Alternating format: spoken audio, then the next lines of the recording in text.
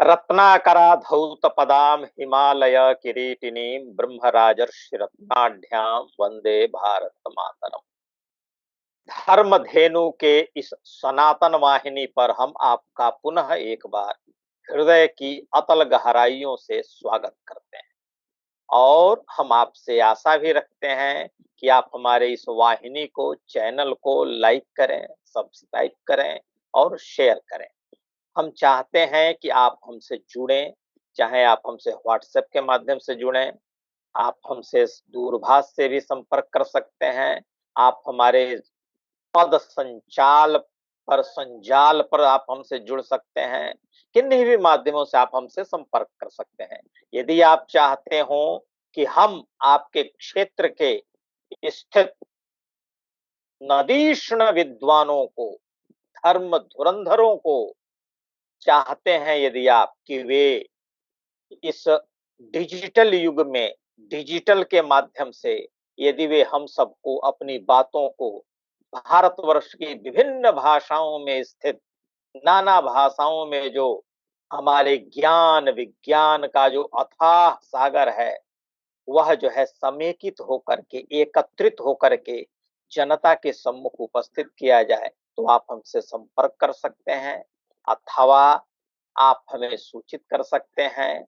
हमारे कार्यकर्ता आपके बताए हुए नदीष्ण विद्वानों के सम्मुख जाकर के उनके शास्त्रार्थ को, शास्त्र विचार को, उनकी वाग मंजूषा को ले आकर के इन नाना माध्यमों से प्रस्तुत करने का हम लोग प्रयास करेंगे। आइए हम अपने पूर्वतन प्रवर्तित विषय ज्योतिष के मुहूर्त चिंतामणि ग्रंथ के शुभाशुभ प्रकरण में 43वें श्लोक से आगे बढ़ते हैं। इस 43वें श्लोक में बड़ा ही एक उत्तम विचार है, भद्रा का विचार। अभी भद्रा का विचार हम लोगों ने श्रावणी उपाकर्म के समय अथवा रक्षाबंधन के समय बड़ा ही इसका विशद विवेचन सुना था। अस्तु, उस पर हम लोगों को जाकर के किसी वाद विवाद अथवा संवाद की ओर नहीं जाना है, अपितु हमें अपने विषय की ओर चलना है।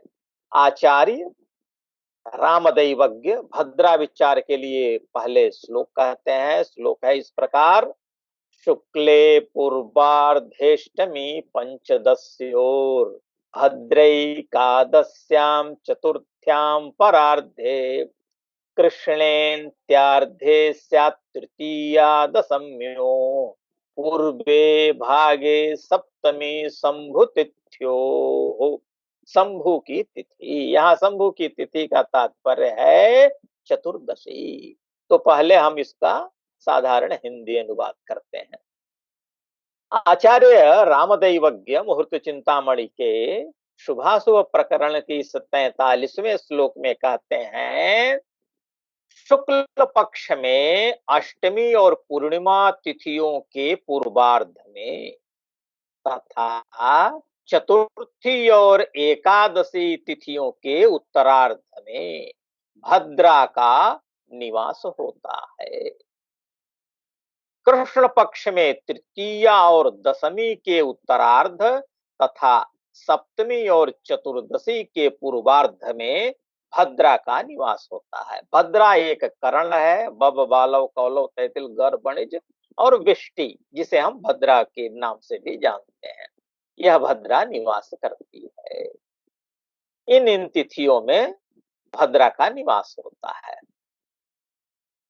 अब इसके पश्चात आचार्य भद्रा का मुख और भद्रा के पुच्छ का विभाजन करते हैं। अर्थात एक ऐसे सर्पाकार जीव के रूप में आचार्य ने कल्पना की है कि उसका एक मुख भाग है और एक पुच्छ भाग है और शेष उसके शरीर है। ऐसी आप कल्पना कर सकते हैं।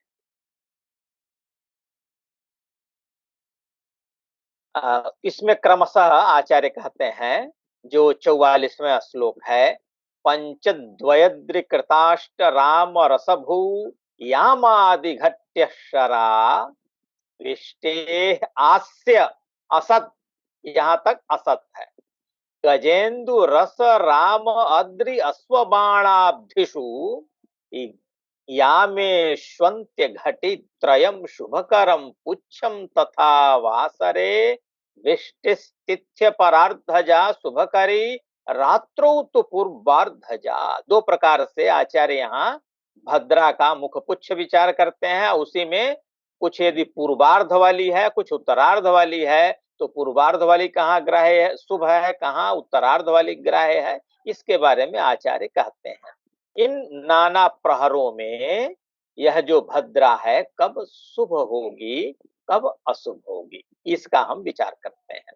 भद्रा की तिथियां जो आचार्य ने अभी शंभु तिथियों इत्यादि कहा है, अर्थात शुक्ल पक्ष की चतुर्थी, अष्टमी, एकादशी और पूर्णिमा, कृष्ण पक्ष की तृतीया, दशमी, सप्तमी, दशमी और चतुर्दशी में क्रमशः 1, 2, 7, 4, 8, 3, 6 और 1 अर्थात प्रथम प्रहरों में, इन प्रहरों में आदि की 5-5 घटियां भद्रा का मुख माना गया है, जो सदा अशुभ माना गया है।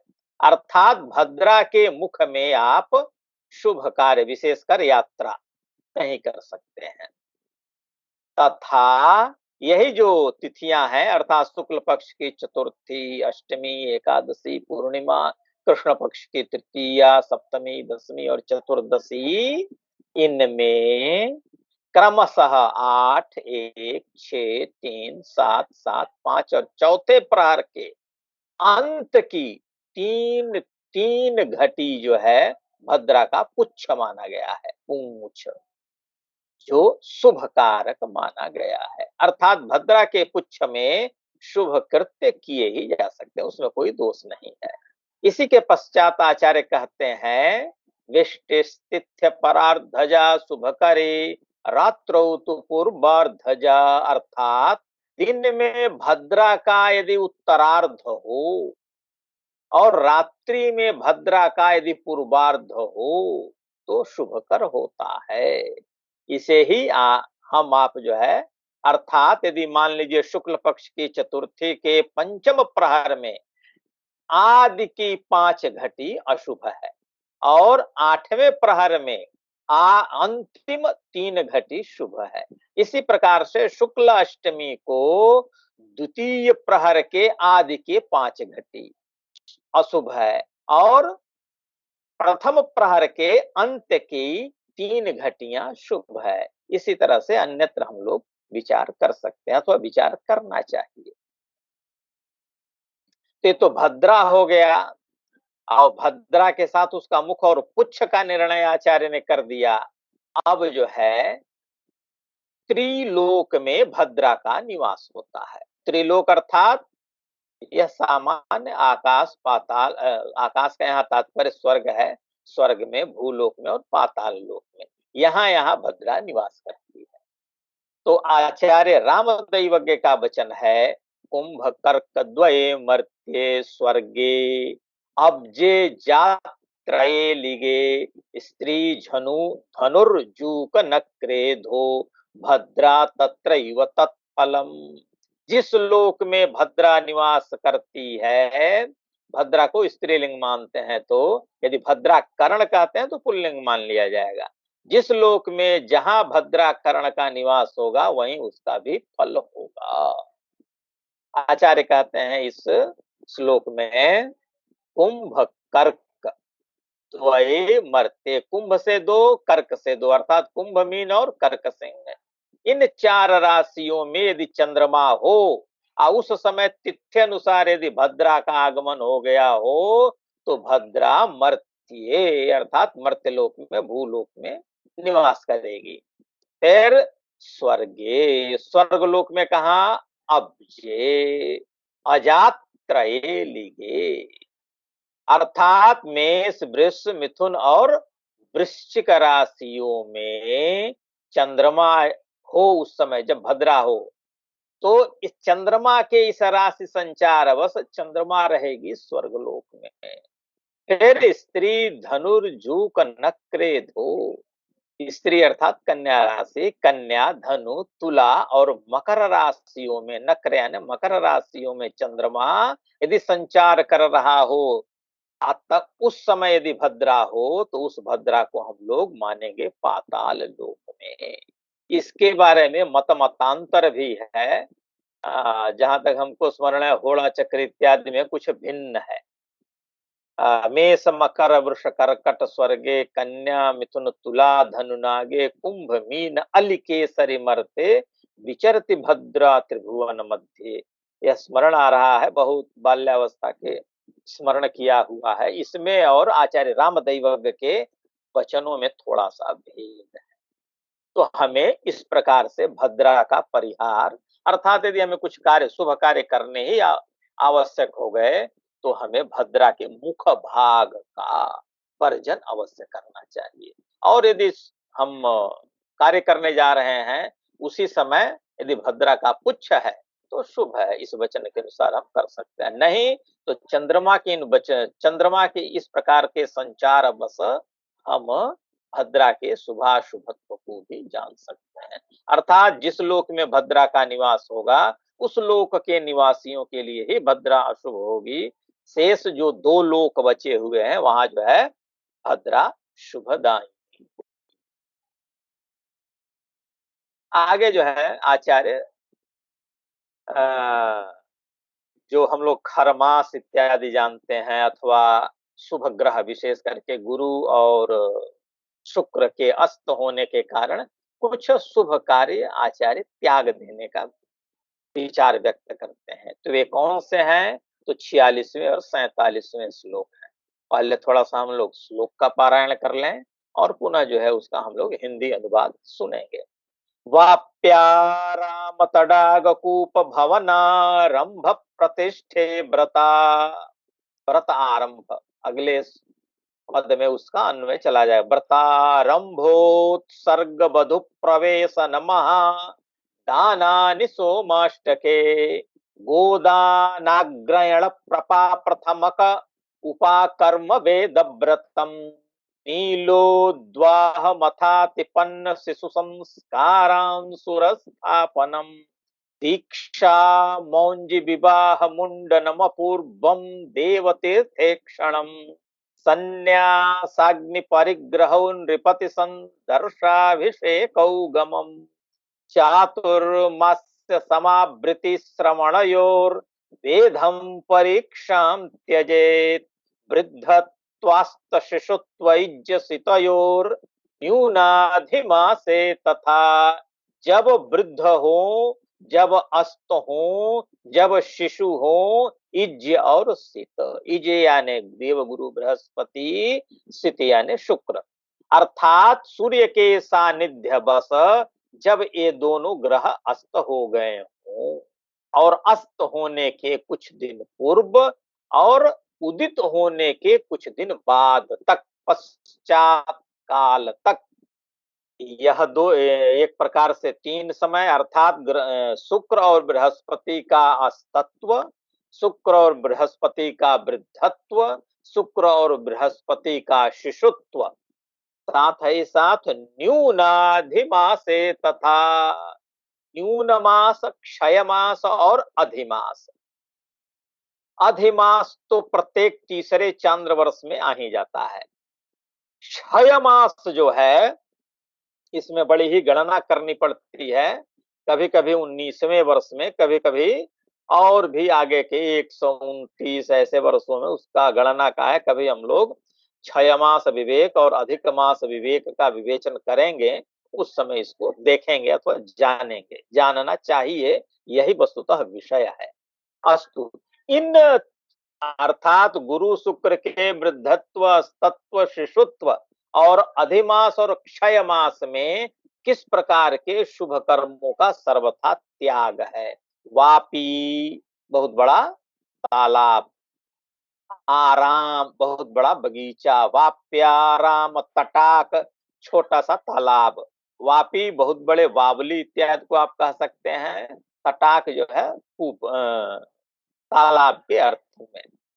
वाप्याराम तटाक कूप, कुआं खोदना, आजकल हम लोग इसे चापाकल के अर्थ में भी ले सकते हैं, अथवा बोरिंग वगैरह कराते हैं इस अर्थ में भी ले सकते हैं। भवनारंभ प्रतिष्ठे, भवन का आरंभ हो रहा अर्थात शिलान्यास, जैसे अभी श्री राम मंदिर का शिलान्यास हुआ।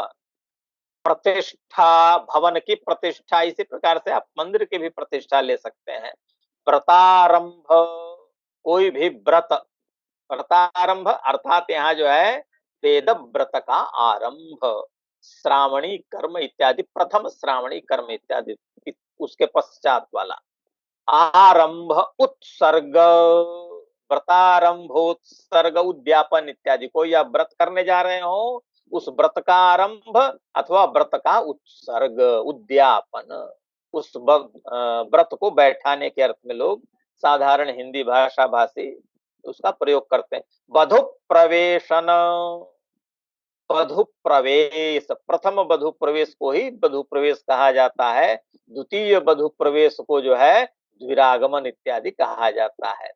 वह वधु प्रवेश महादानानि, महादान, महादान यानी तुलादान इत्यादि जो 16 प्रकार के दान कहे गए हैं, वे दान पहली पहली बार, ऐसा ना कि आप पहली बार एक बार कर चुके हैं फिर करना हो, वैसा इस तरह से हम कर सकते हैं। वैसे महादान जो है चरम अवस्था में भी बहुत सारे लोग करते हैं, इसलिए वहां जो है कहीं भी मुहूर्त देखने की आवश्यकता नहीं मानी जाती है।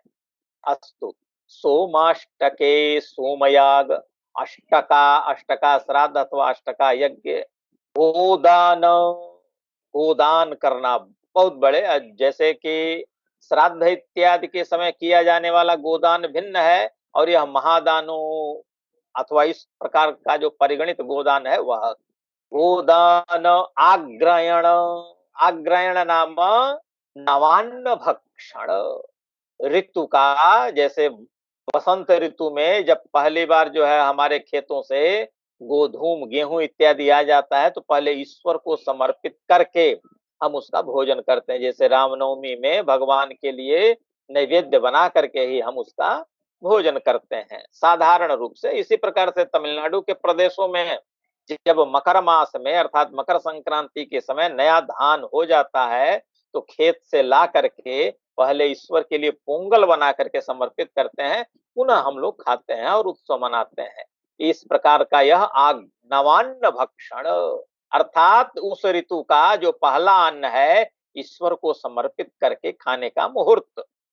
पहली पहली बार हमने कृषि कार्य किया और उसमें अगले ही दिन जो है गुरु अस्त हो गया, तो हम उस कृषि कर्म से जो अर्जित प्रथमा अन्न है, प्रथम धान्य है, वह उसका उत्सव पूर्वक आयोजन करके हम तब तक नहीं करेंगे जब तक कि बृहस्पति उदित न हो जाए। इसी प्रकार से अन्यत्र गोदानग्रयण प्रपा, प्रपा कहते हैं प्याऊ को। गर्मी के दिनों में हमारे यहाँ लोग जगह जगह जो है बहुत बड़ा घट इत्यादि में, कलश इत्यादि में पानी इत्यादि लगा देते हैं, पौसरा कहते हैं वह, उसका प्रथम बार श्रावणी कर्म, अर्थात ब्राह्मण बटु का 8वें वर्ष में उपनयन हुआ और 8वें वर्ष के बाद श्रावण पूर्णिमा आई, तो उस समय मुहूर्त के अनुसार ही हम उसका उपाकर्म करेंगे, नहीं तो नहीं, अन्यथा पुनः हम अगले वर्ष करेंगे। अथवा अन्य वेद वाले,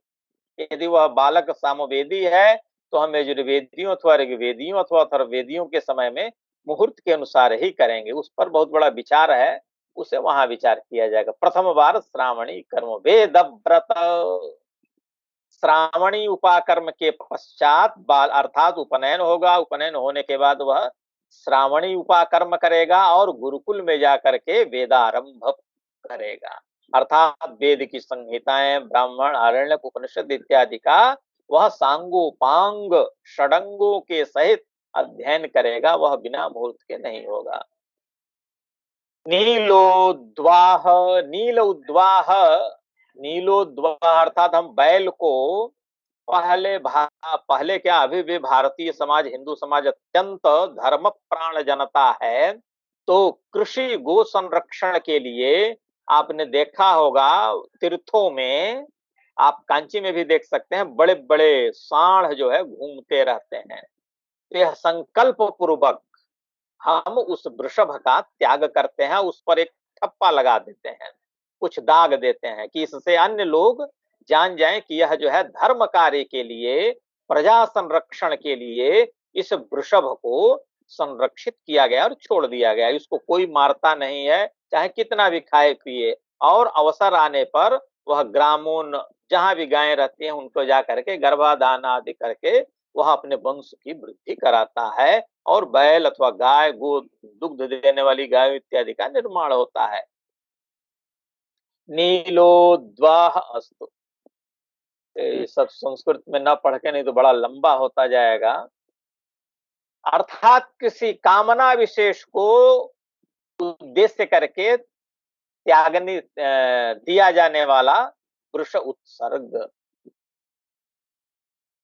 और किसी शिशु का अन्नप्राशन इत्यादि संस्कार है, जात कर्म आदि संस्कार है, वह जो है समय पर हम नहीं कर पाए। पिता जो है बाहर विदेश में था, आते आते समय बीत गया, तो अगला जो भी उसका कार्य होगा वह संस्कार जो है मुहूर्त के अनुसार होगा। जैसे एकादशे हनि पिता नाम कर्म कुर्यात, 11वें दिन अथवा 10वें दिन पिता, अथवा 12वें दिन भी कहीं कहीं ले लिया जाता है, सुबह सुबह विचार करके पिता को जो है बिना मुहूर्त देखे बालक का जात कर्म संस्कार इत्यादि करना चाहिए। यदि वह नहीं हो सका तो इस प्रकार से शुद्ध मुहूर्त निकाल करके हम करेंगे। दीक्षा ग्रहण करना, देव प्रतिष्ठा, दीक्षा ग्रहण करना, मंत्र दीक्षा जो साधारण रूप से लोग कान फुकवाने का काम करते हैं, वह उपनयन, विवाह, मुंडन, प्रथम बार किसी देवता का हम दर्शन करने जा रहे हैं, द्वितीय तृतीय बार के लिए नियम जो है यहाँ प्रवृत्त नहीं होगा। जैसे आप तिरुपति बालाजी का दर्शन करने जा रहे हैं, काशी की यात्रा करने जा रहे हैं पहली बार, अथवा तिरुपति श्रीपति क्षेत्र के अतिरिक्त अयोध्या, मथुरा इत्यादि क्षेत्रों में जा रहे हैं, गया जा रहे हैं, अथवा आप जा रहे हैं गंगा सागर, कन्याकुमारी, तो यह मुहूर्त के अनुसार ही आपको जाना होगा। प्रथम बार किसी देवता अथवा तीर्थ का दर्शन, संन्यास ग्रहण करना, अग्निहोत्र ग्रहण करना। अग्निहोत्र ग्रहण करना अर्थात विवाह के पश्चात ब्रह्मचारी प्रतिदिन प्रातः सायं जो है जुहियात हवन करना चाहिए। तो वह विवाह के अनंतर दिन ही अथवा उसी दिन ग्रहण कर लिया जाता है, अथवा मुहूर्त के अनुसार जब करेगा 16वें दिन के बाद, तब उसके लिए मुहूर्त चाहिए। राजा का दर्शन, राजा का पहली बार दर्शन करने जा रहे हो, नरेंद्र मोदी जी से मिलने जा रहे हो, तो आपको मुहूर्त पूछना चाहिए।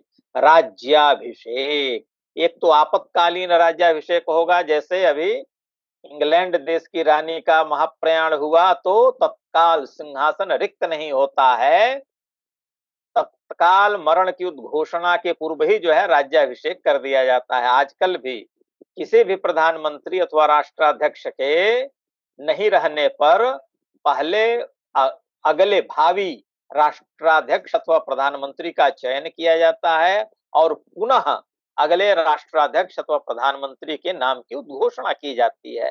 अर्थात सिंहासन रिक्त नहीं होना चाहिए, अनादिकाल से यह चला आया है, अनवस्था न हो इसके लिए यह राज्याभिषेक। आजकल का हम इसे समझ सकते हैं, नाना प्रकार की जो पार्टियां दलगत चुनावों में, निर्वाचनों में अभिषिक्त होकर के, निर्वाचित होकर के मेजॉरिटी लेकर के आती हैं, उनके लिए ये है विशिष्ट यात्रा। हम कहीं किसी से मिलने जा रहे हैं, वह चातुर्मास्य यज्ञ, यह जो है सन्यासियों का है, और कोई कोई गृहस्थ हमारे यहाँ चातुर्मास्य का व्रत करता है, 2 महीना किसी एक क्षेत्र में, 2 महीना अर्थात 4 पक्ष, कहीं कहीं 4 महीने, कहीं कहीं 6 महीने एक ही स्थान पर रह करके कम से कम मानसिक तप करता है वह। चातुर्मास्य समावर्तन, समावर्तन अर्थात दीक्षांत। गुरु के आश्रम में रहते हुए समस्त चतुर्वेद का अध्ययन कर लिया बालक, और उसके पश्चात वह गृहस्थ आश्रम में जाने वाला है, तो उसके ठीक पूर्व की अवस्था समावर्तन, ब्रह्मचर्य का त्याग करके वह बालक अब गृहस्थाश्रम में जाएगा। कर्णच्छेदन विशिष्ट दिव्य परीक्षा, दिव्य परीक्षा का तात्पर्य है जैसे सीता की अग्नि परीक्षा प्रसिद्ध है, उस प्रकार के कार्यों को करने के लिए भी मुहूर्त की आवश्यकता होती थी, होता है वह। गुरु और शुक्र के अस्तकाल में, बाल्यावस्था में, और उनके गुरु अस्त हैं, वृद्ध हैं इस समय, और अधिमास 6 मास में ये सारे के सारे कार्य वर्जित होने चाहिए। और तो और कभी कभी सिंह राशि के बृहस्पति का भी यही फल कहा गया है। अथवा वक्र हो गया हो गुरु तब, अथवा अतिचारगत हो गया हो तब, उसके लिए भी ये समस्त कार्य वर्जित हैं। इस पर आचार्य 48वें श्लोक में कहते हैं, अस्ते वर्ज्यम सिंह नक्रस्थ जीवे, वर्ज्यम केचित् वक्रगे चातिचारे, गुर्वादित्ये विश्वघस्रे पिपक्षे, प्रोच्युः तद्वत् दंतरत्नादिभूषाम। इसमें केचित केचित आया है, लेकिन हम समझते हैं साधारण भारतीय जनता इनका भी परिपालन करती है। गुरु के अस्त होने पर, अर्थात गुरु शुक्र के अस्त, वृद्ध और बाल होने पर जो जो कार्य कहे गए हैं वे सारे कार्य कब, सिंह और मकर में के राशि में जब, अर्थात सिंहगत और मकर राशिगत बृहस्पति होता हो तब, अर्थात मकर का तो वह नीच का है, और सिंह और गुरु और बृहस्पति जब परस्पर एक दूसरे के राशियों में आते जाते हैं, उन उन मासों में भी ये सारे शुभ कार्य वर्जित होते हैं। सारे सबका कर देना चाहिए। कुछ विद्वान तो यह भी कहते हैं, अर्थात केचित वहां है, वर्ज्यम केचित वक्रगे चातिचारे, अर्थात गुरु यदि वक्री हो गया हो तब, अतिचारी हो गया हो तब, तब भी ये सारे शुभ कार्य वर्जित। और गुरु की राशि में जब सूर्य आ जाए, सूर्य की राशि में जब गुरु आ जाए, जो आपने खरमास का नाम सुना होगा, गुरुवादित्य, गुरु की राशि में आदित्य हो, आदित्य की राशि में गुरु हो, वही गुरुवादित्य कहते हैं। अर्थात मकर और धनु, अर्थात 14 दिसंबर से 14 जनवरी, इसी तरह से 14 मार्च से अप्रोक्सीमेट 14 अप्रैल तक का जो है गुरुवादित्य योग कहलाता है। इनमें भी ये सारे शुभ कार्य वर्जित होते। विश्व घस्रे पिपक्षे, विश्व घस्र, विश्वे देवा त्रयोदश, जब 13 दिनों का कोई पक्ष हो जाए वह भी बड़ा ही अशुभ माना जाता है। ये सारे शुभ कार्य नहीं करना चाहिए। और दंत रत्नादि भूषण, दंत का तात्पर्य हाथी का दांत, हाथी के दांत से संबंधित जो भी वस्त्राभूषण बनाए जाते हो, अस्त्र शस्त्र बनाए जाते हो, वे सब, और रत्नाभूषणों का भी परित्याग कर देना चाहिए। और तो और आचार्य जो है कुछ इस पर परिहार भी बताते हैं अन्यथा की स्थिति में। यह 49वें श्लोक में है। आचार्य कहते हैं, सिंहे गुरु सिंह लवे विवाहो, नेष्टोथ गोदोत्तरतश्च यावत्, भागीरथीयाम्य तटम हि दोषो, नान्यत्र देशे तपनेपि मेषे। सिंह राशि में गुरु का स्थित होना तो हम आचार्य ने अशुभ कह ही दिया है, लेकिन जब वह गुरु सिंहस्थ हो और सिंह के ही नवमांश में हो, सिंहे गुरु सिंह लवे, अर्थात सिंह के नवमांश में स्थित हो, तभी दोषकारक होता है, नहीं तो नहीं। तब सिंह राशि में सिंह का 5वां नवमांश कब आएगा, अर्थात जब सिंहस्थ, सिंह में स्थित गुरु के अंश 13 अंश 20 कला से लेकर के 16 अंश 40 कला तक हो, तो सिंह में सिंह का नवमांश होगा, तभी यह जो है दोषकारक होता है, नहीं तो नहीं। और कहते हैं, गंगा गोदांतरम हित्वा, यह है नेष्टोथ गोदो तरतश्च यावत। गोदा अर्थात गोदावरी के उत्तर तट से लेकर के गंगा के दक्षिण तट तक, अर्थात वर्तमान मध्य भारत और महाराष्ट्र के बहुत सारे प्रदेश से लेकर के सीधे उड़ीसा तक और सीधे पश्चिम में गुजरात तक, इतने दो स्थानों पर यह जो है सिंहस्थ गुरु का दोष होता है, अन्य देशों में दोष नहीं होता है। और इसी सिंहस्थ के समय नासिक और उज्जैन में कुंभ का आयोजन होता है। और उस समय यदि सिंहस्थ गुरु हो और सूर्य मेष का हो अर्थात उच्च का हो, तो भी जो है गुरु के अस्त होने के अर्थात गुरु शुक्र के अस्त वृद्धत्व बालत्व का दोष नहीं लगेगा। फिर से कुछ कहते हैं, इसमें भी कुछ विशेष वचन।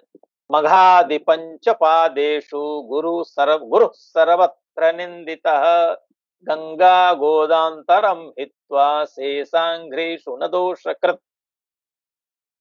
मघादि पंचपादेशु अर्थात मघा के 4 चरण और मघा के पश्चात पूर्वा फाल्गुनी का एक पाद, इन 5 चरणों में रहने वाला सिंह राशि ही होती है। मघा, पूर्वा फाल्गुनी, उत्तरा फाल्गुनी, पाद में कम सिंह। इतने में से 5 चरण तक ही गुरु का अर्थात गुरु के सिंहस्थ होने का दोष होता है और शेष चरणों में दोष नहीं होता है। इसमें भी गंगा गोदांतरम हित्वा, गंगा और गोदावरी के मध्य भागों को छोड़ करके ही अन्य देशों में दोष कारक नहीं होता। इसी प्रकार आचार्य, यह जो है 50वां श्लोक है, मघादि पंच पादेशु गुरु सर्वत्र निंदितः, गंगा गोदांतरम हित्वा शेषांघ्रेषु न दोषकृत। अब जो है इससे आगे आचार्य 51वां श्लोक भी कहते हैं कुछ और। मेषेर के संवृतोद्वाहो गंगा गोदांतरे पिच, गंगा गोदांतर में भी जब मेष का सूर्य हो तो व्रतोद्वा हो सन भवे शुभम भवे सर्वः सिंह गुरुर्वर्ज्य कलिंगे गौड़ गुर्जरे। कलिंग में, गौड़ में और गुर्जर में सर्वत्र अर्थात पूरे के पूरे 11 महीने अथवा 13 महीने अथवा 12 महीने तक का जो गुरु का संचार है वह जो है शुभ कार्यों में वर्जित होगा। कलिंग अर्थात उत्तर कलिंग, दक्षिण कलिंग नाम वर्तमान उड़ीसा को हम ले सकते हैं। उड़ीसा के उत्तर कलिंग को उत्कल कहते हैं, दक्षिण कलिंग को कलिंग कहते हैं, अर्थात जो तेलंगाना अथवा आंध्र प्रदेश से सटा हुआ भाग है वह उस देश में कलिंग में, और नहीं तो साधारण रूप से हम समग्र उड़ीसा का उड्र प्रदेश का ग्रहण कर सकते हैं। गौड़, गौड़ देश से तात्पर्य है वस्तुतः आजकल हम पूरे बंगाल को अर्थात पूर्वी बंगाल और पश्चिमी बंगाल दोनों को लेते हैं, लेकिन इसमें भी कुछ भेद है। उत्तर बंग को पृथक कहते हैं, पौंड्रक इत्यादि, जहाँ का एक राजा था वो अपने को 4 हाथ का बना करके 2 हाथ नकली बना करके कहता था कि हम ही वासुदेव हैं और लोगों को कहता था पूजो, वह उत्तर बंग में आता है। पौंड्रक वहां का राजा। कलिंगे गौड़ गुर्जरे, गुर्जर का तात्पर्य समग्र वर्तमान गुजरात प्रांत ही लिया जाता है। इन तीनों प्रांतों में सिंह के गुरु का सर्वत्र वर्जन है। इस प्रकार से आज हमने 51 श्लोक तक पढ़ा। अब हम पुनः अब इससे आगे का और हम समझते हैं उसके साथ ही यह हमारा शुभाशुभ प्रकरण भी संपूर्ण हो जाएगा, संपन्न हो जाएगा। पुनः हम अपनी वाणी को यहीं विराम देते हैं, किंतु आपसे प्रार्थना करते हैं कि आप हमारे धर्मधेनु के इस सनातन वाहिनी को लाइक करें, शेयर करें। निश्चित आप करेंगे, हमें कहने की आवश्यकता नहीं है। साथ ही साथ हम उस धर्म प्राण जनता से आह्वान करते हैं कि वे यदि हमें आर्थिक सहायता देना चाहते हो, अन्य किसी भी रूप में सहायता देना चाहते हो, कि हम उन ऋषियों के पास, ऋषि कल्पों के पास जा करके उनकी वाणी को रिकॉर्ड करके, संग्रहित करके धर्मधेनु के माध्यम से, धर्मधेनु की सनातन वाहिनी के माध्यम से इस पूरे विश्व में प्रसारित किया जाए, तो आप हमें आइए, आगे बढ़िए, आगे आकर सहयोग कीजिए। हम निश्चित आपको वचन देते हैं कि आपके यथाकथ्य के अनुसार हम आचरण करेंगे, और जिन ग्रंथों के बारे में आप हमसे जानना चाहते हो, जिन भाषा के माध्यम से आप जानना चाहते हो, आप हमें बताएं। हम उस भाषा के ग्रंथ को आपकी अभिलषित भाषा में भाषांतरित करके, चाहे चारों वेद हों, चाहे उनकी संहिताएं ब्राह्मण आरण्यक उपनिषद हों, चाहे द्वैत अद्वैत विशिष्टाद्वैत वेदांत की बातें हों, चाहे न्याय हो, वैशेषिक हो, सांख्य हो, योग हो, मीमांसा हो, किन्हीं भी शास्त्रों के बारे में, अथ किम आप राजनीति की बातें भी, यदि आप प्राचीन भारतीय राजनीति, वर्तमान राजनीति से हमारा कोई तात्पर्य नहीं है, उनसे संबंधित बातें, धर्मशास्त्र की बातें, मनुस्मृति, याज्ञवल्क्य स्मृति इत्यादि की बातों को यदि आप हमसे जानना चाहते हो अपनी मातृभाषा में, तो आप हमें संपर्क करें। हमारे कार्यकर्ता आपसे संपर्क करेंगे और आपकी मातृभाषा में उन कार्यक्रमों को प्रचारित, प्रसारित, दृश्यांकित और छायांकित कर प्रसारित करेंगे। जयतु भारती, जयतु भारत माता।